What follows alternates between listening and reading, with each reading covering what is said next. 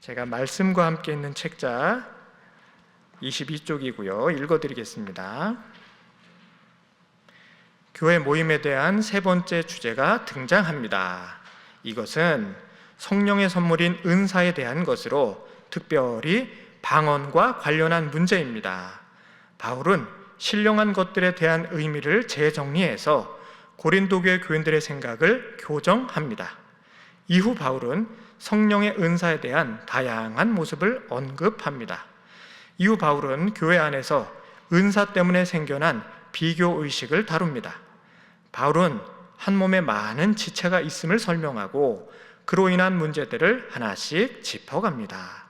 먼저는 지체들 사이에 있는 열등감의 문제이며 다음은 지체들 사이에 있는 우월감에 대해 다루고 이런 설명들을 고린도 교회에 적용합니다. 읽으신 그대로 고린도전서 12장의 말씀은 은사들의 이야기를 다루고 있습니다. 교회 안에는 다양한 은사가 있거든요. 가장 대표적인 은사가 방언이죠. 방언기도 하십니까? 하십니까? 방언기도 혹시 못 하십니까? 못 하실 수도 있죠. 그럴 수도 있는 거죠. 괜찮습니다. 어떤 은사가 있든지 없든지 그것은 하나님께서 그 사람의 달란트, 그 사람의 성격, 그 사람의 사명대로 하나님이 친히 은사를 부여하시는 것이지 그 은사가 높고 낮음을 말하는 게 아닙니다. 방언기도 못할 수 있어요. 그렇다고 해서 아이고 저분은 권사가 돼가지고 방언으로 기도도 못해 도대체 신앙생활은 어떻게 하신 거예요? 이렇게 흉볼 수는 없습니다. 그러시면 안 돼요.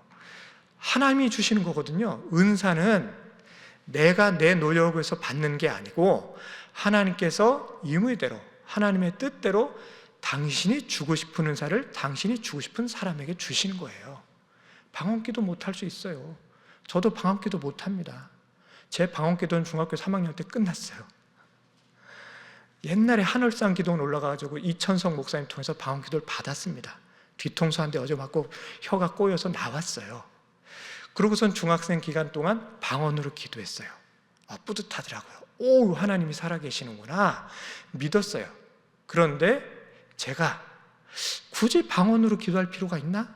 내가 무슨 기도하는지 나도 못 알아듣겠는데 이게 나한테 무슨 쓸모가 있지? 라고 생각한 이후로 방언기도가 사라졌습니다. 그리고 고등학교 때 이후로는 방언기도를 안 해요. 왜냐하면 굳이 나에게 필요가 없으니까. 확신이 있잖아요. 하나님 늘 나와 함께 하신다.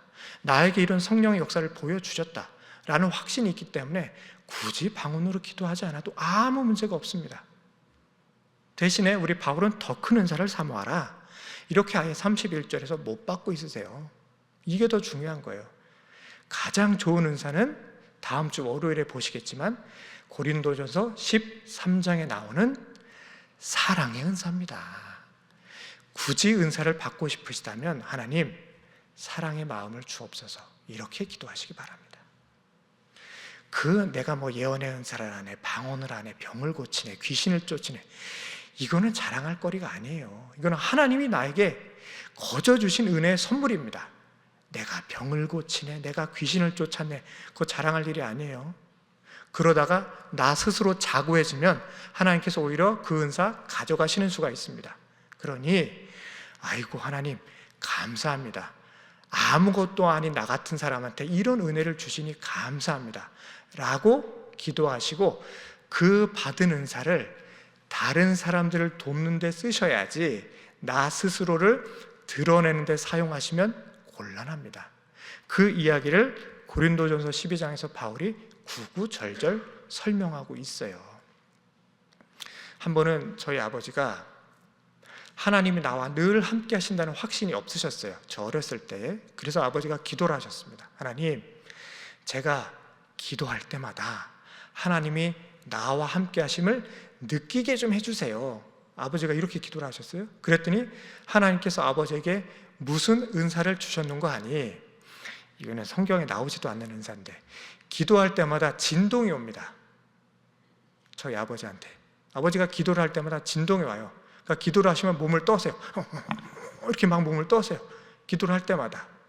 근데 아버지는 그게 좋으셨나 봐요. 아이고, 하나님이 임재하셨다, 나와 함께 하신다, 그런 느낌 때문에 기도할 때마다 몸을 막 이렇게 떠는 거를 즐겨 하셨어요. 근데 문제는 저희 어머님이 불편해 하셨습니다. 왜냐하면 식사하시려고 상을 폈는데 식사 기도를 하시잖아요. 그러면 식탁머리에서 아버지가 막 이러고 계시는 거예요. 결국 식사 기도가 끝나고 어머님이 한마디 하셨어요. 여보, 그거 언제까지 할 거야? 아버지가 왜? 많이 이상해? 많이 이상해. 하지 좀 마. 밥맛이 안 나.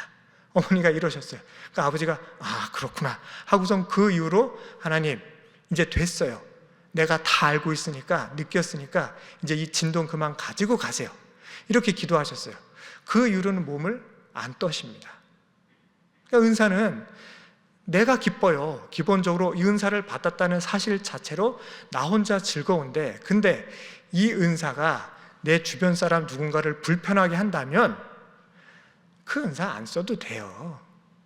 제가 저희 아버지의 사례를 들어드렸습니다. 혹시 내가 기도할 때마다 몸을 떨어서 주변 사람들이 두려워한다 혹은 불편하다, 그러면 그 은사 사용 안 하셔도 돼요. 은사를 주신 가장 큰 목적은 너의 믿음을 자랑하라가 아니고 그 은사로 누군가를 도와라, 여기에 달려있는 겁니다. 그래서 이 새벽에 우리 이렇게 기도하시기를 원합니다. 첫 번째, 하나님, 바로 알고 바로 믿게 하옵소서. 바로 알고 바로 믿게 하옵소서. 우리 교회 올해 표어이기도 합니다. 바로 알고 바로 믿는 행복한 신일교회죠. 그 말씀이 1절에 나옵니다. 우리 한번 같이 읽겠습니다. 12장 1절의 말씀, 시작. 형제들아, 신령한 것에 대하여 나는 너희가 알지 못하기를 원하지 아니하노니. 아멘. 말이 조금 어렵죠. 이중부정으로 되어 있어서 알지 못하기를 원하지 아니한다. 이 말씀은 뭡니까? 분명히 아셔야 됩니다. 확실히 아셔야 됩니다. 이걸 강조하고 있는 거예요. 우리 바울이 고린도 교회 교인들에게 여러분, 은사 문제에 대해서만큼은 정확히 알고 계셔야 됩니다, 이렇게 강조하고 있는 거예요. 그래서 바로 알고 바로 믿으셔야 교회 안에 혼란이 없고 질서가 바로 잡히게 됩니다. 그 내용이 뭐인즉 제가 방금 설명드린 대로 은사에는 위아래가 없다, 우열이 없다. 하나님이 그 사람의 성격과 사명대로 은사를 거저 선물로 주실 뿐, 누가 방언을 하네, 누가 예언을 하네, 아이고 부러워, 왜 나한테는 저 은사가 안 오나, 이럴 필요 없으시다고요.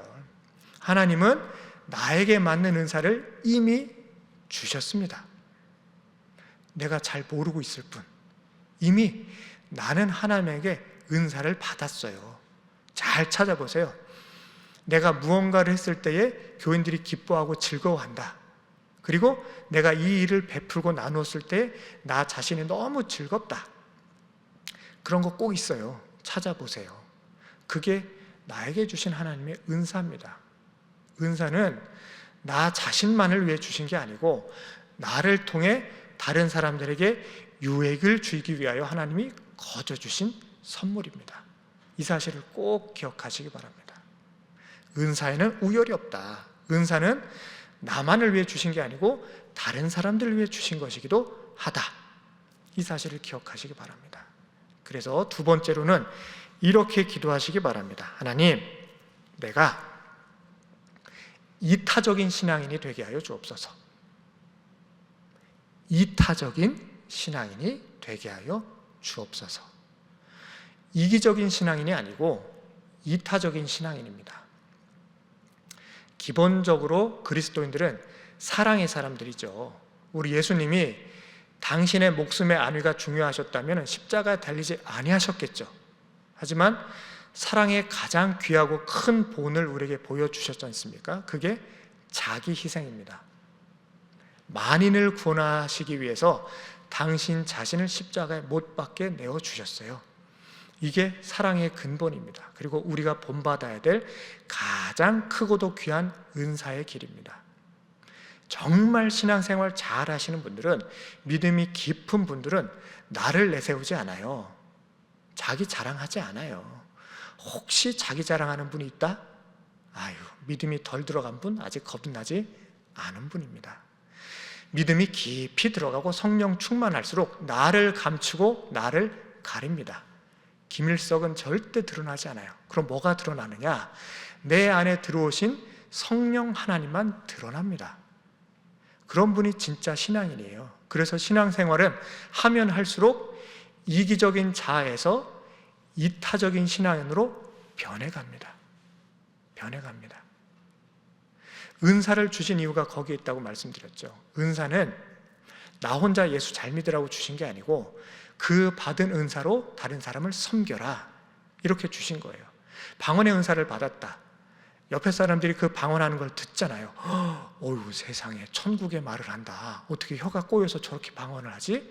주님, 저도 저런 은사가 필요합니다. 왜냐하면 저에게도 확신이 필요하거든요. 이렇게 다른 사람을 자극할 수 있어요. 예언의 은사를 한다. 예언은 나만을 위한 받은 은사가 아니잖아요. 그 예언의 대상이 필요하죠. 교회를 위한 예언이거나 우리 교회 누군가를 돕고 섬기라고 예언의 은사를 주신 거예요. 그렇기 때문에 그 예언의 은사는 나 자신을 위한 게 아니고 누군가를 위해 그 상한 심령을 위로하고 그분의 앞길을 축복하라고 예언의 은사를 주신 겁니다. 지혜와 지식의 은사도 마찬가지예요. 그건 자기 지식 자랑하라고 주신 게 아니고 하나님의 복된 진리의 말씀을 잘 풀어서 설명하라고 주신 은사입니다. 병 고치는 은사 더 확실하죠. 내가 내 몸의 병을 고치라고 주신 게 아니잖아요.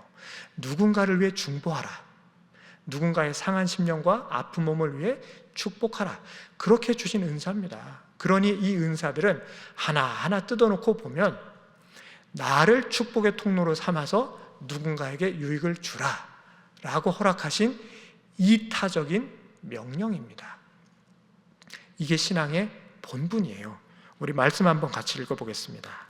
7절의 말씀입니다. 7절의 말씀 시작. 각 사람에게 성령을 나타내심은 유익하게 하려 하심이라.